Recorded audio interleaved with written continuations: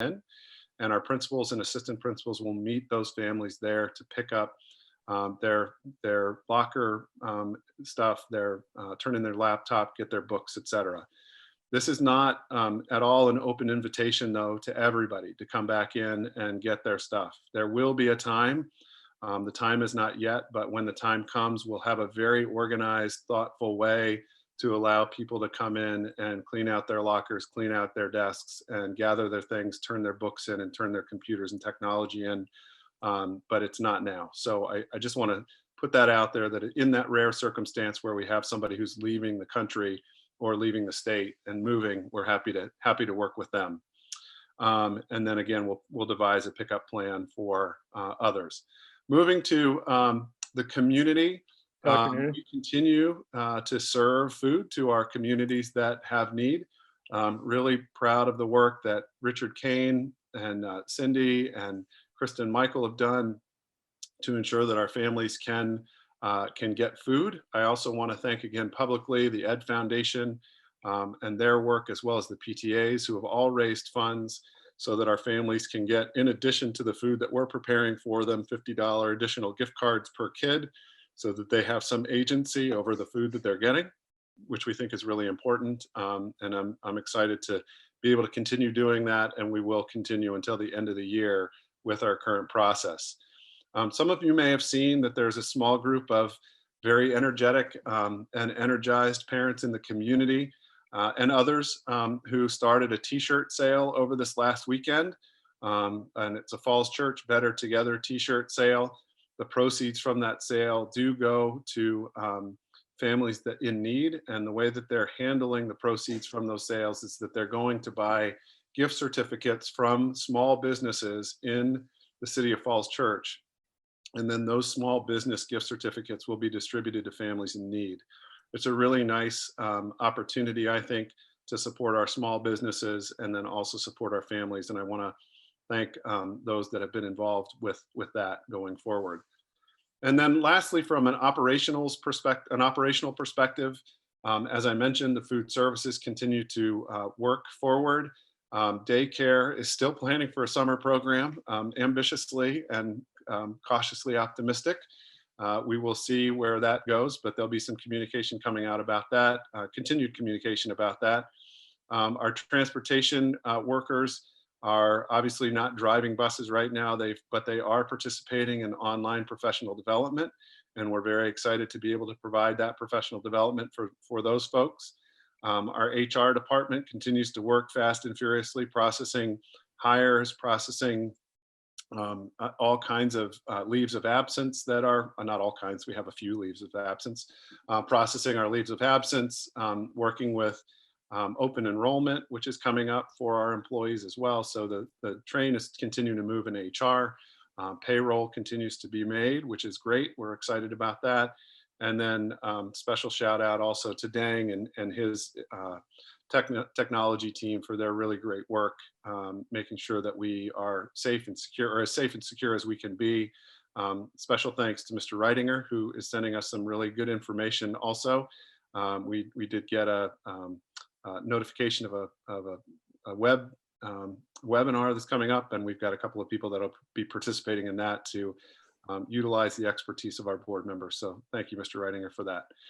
But from an instructional, community, and operational standpoint, I couldn't be more proud of the team and the work that they've done. I know I said this last time, but again, I just think that one of the things you've seen is a minor miracle with the way that the lift has gone to get us up and running and get work out there for our kids, get food out there for our families, and make sure that our system continues to move forward with respect to HR, payroll, technology, et cetera. So with that, Mr. Chair, I'll yield as my COVID-19 update and would welcome any questions that people have.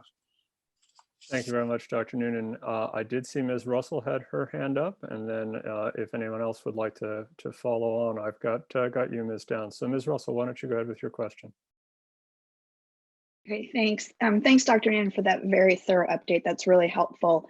And we truly appreciate all that you've been doing to work on this. And I know that it's been exhausting for you and your staff, and we really appreciate everything that you've done for the community and for our families to keep this moving forward. The one question I had was with regard to the grading and getting back to the Q3 grades. And I wanted to clarify, I guess, work that can be done from Q3, is that solely assignments that have been turned in, or does that include retaking tests that have been performed? Because I know depending on the class that you're in, if you're in a non-SBG class, then the bulk of the work that's been graded has been tests and quizzes, as opposed to SBG, which is a little bit more assignment based. We thank you for that question, Ms. Russell. We have said to our teachers, and Mr. Hills has also spoken to his teachers, and Mr. Bates has clarified again that students will be able to take those tests and quizzes again to improve their grade. We want them to show us what they know and continually improve their learning. Okay, great. Thank you. Because I know that a couple people with upperclassmen had concerns that their grades were frozen from Q3, and because it was, so yeah, that's good to know. Thank you. Yeah. We have not one of the things we wanted to make sure we were really clear about is we're not freezing in place, that the world didn't stop on the 12th of March, that we do want to give kids an opportunity. So thank you for that question. Ms. Downs. Thank you, Dr. Noonan, and kudos to you and your staff for a smooth day one. It's just really impressive what you all have done, especially considering a lot of the surrounding school systems haven't been able to kick off new learning. So thank you again. I wanted to throw in there, you had mentioned that the elementary school sign-ons were not as high as MEH and Mason, and I just wanted to throw my thought on that. Having a second grader, they need a lot more assistance. And so I think my thought would be, if parents are working from home and they themselves are on meetings, to help a Mount Daniel student get logged on, they need a lot of help. Mute and all that sort of thing. Whereas the MEH and Mason students are very self-sufficient. So that might be part of the reason. I appreciate you saying that, and I am living that dream. Let me tell you, with my fifth grader and trying to help navigate and help her get on too. So I think you're absolutely right. In fact, we are tracking parent logins as well as student logins, and we see, for the most part, the elementary are parent logins as opposed to the students. So it's a good point. Well made. I do think it's a heavier lift for the elementary parents.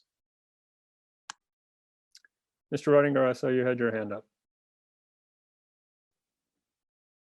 Thank you very much, Mr. Chair.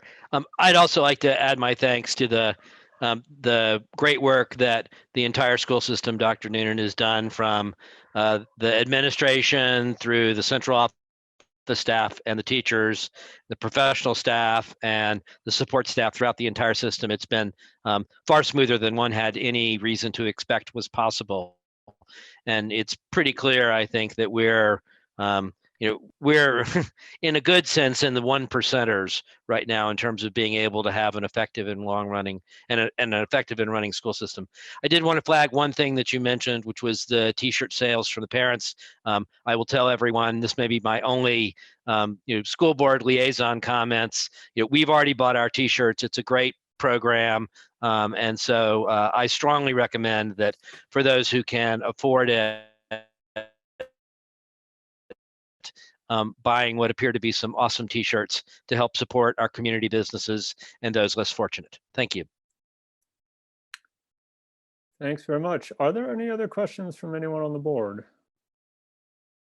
And Ms. Singhvi, of course, you as well in that list. I have one, but I want to wait and give others a chance. Okay. Dr. Noonan, another clarifying question on the grading. Students will have a chance to make up assessments, whether that's a test, a quiz, a homework assignment, et cetera. What's the timing on that, and in terms of sort of deadline? When does that need to be done so that we can be doing the grade calculations and everything else that has to happen? It's a great question. We actually talked about that today. And so there's going to be a distinction between the elementary and the middle school. It doesn't impact Thackeray and it doesn't impact Mount Daniel. But the work will be up to April 24th at the elementary school level, and then third quarter marks will be given. And William, do you want to talk about where they are with the secondary at middle and high? Because it's a little bit longer. Yeah, so, well, thank you. And, first, I would just like to offer that, we talk a lot about the grades, and we know that if you demonstrate mastery, or the deeper your understanding and learning in your demonstration of that, then your grade will go up. But we want to look at this as an opportunity for students to be able to have additional opportunities to share or demonstrate their learning and their understanding, as opposed to grabbing for a grade. And so with that, absolutely, we want to be able to allow students, whether it was an assignment that was turned in, graded, and um, they didn't score well on it, or whether they took an assessment via quiz or test and didn't demonstrate a high level of mastery, that we would allow them to go back, retake or reassess, demonstrate a deeper or greater level of mastery, and then the grade would reflect that. For the secondary, middle school and high school, we're going to allow them to have up through the end of the year to demonstrate that. And so we won't put that, initially we were thinking about that April 24th restriction, but we decided that it would be best to allow the secondary to have additional time to do that. Okay, thanks very much. I appreciate the answer. Are there any other questions or comments from anyone on the board on this item, the update?